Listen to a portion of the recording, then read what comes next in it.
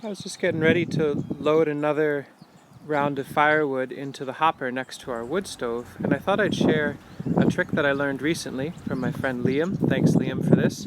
On a really nice way it's a very simple hack to make it a lot easier to split firewood down. So we've got all these nice rounds, but I need some kindling and some finer grain stuff, and since we're making charcoal in our wood stove, which I'll link to here how we do that, I like to have a lot of much thinner pieces, and so I'd like to be able to split this stuff out in a safe and effective way.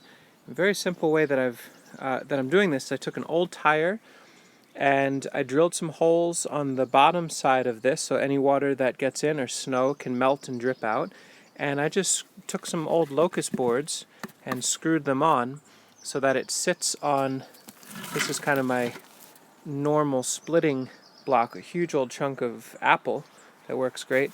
But this nice little modification lets me pack it with firewood and split a whole bunch down without having to stand it back up. So let me show you what I mean. First order of business is to actually load it up with some wood, so I'm going to go ahead and do that.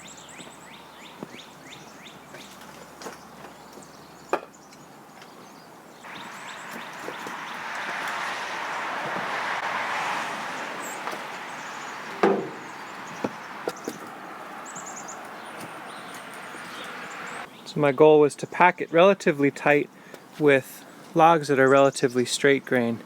We were gifted a bunch of firewood from some folks that sold their home. Nice aged, predominantly oak I think, and some ash. And so the straight grain, wide grain stuff is very easy to split, but this is going to make it easier to contain it all. So now it's set up, it's time to actually crack them out.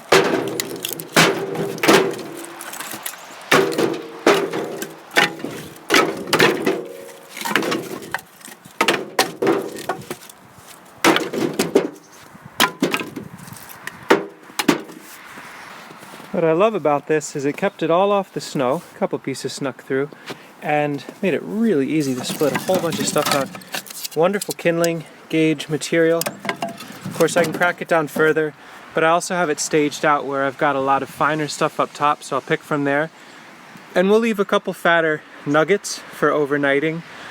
You know, some of these with the squirrely stuff and the knots.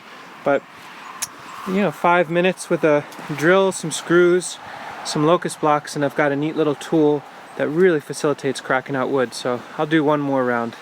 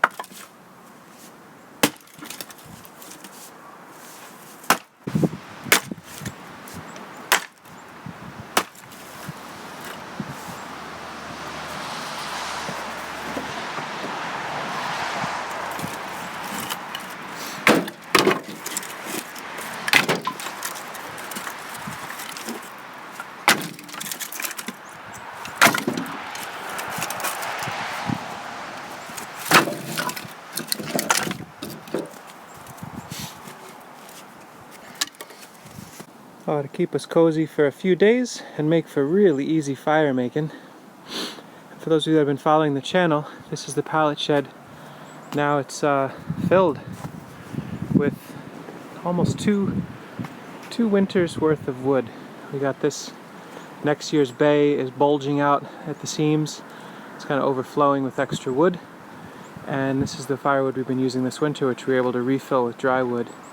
Nice heavy snow with good heavy winds blowing it all over the place, and the wood we're using this winter doesn't have a drop on it. So pallet shed for 40 bucks.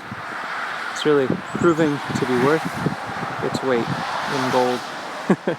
Anyway, thanks for watching.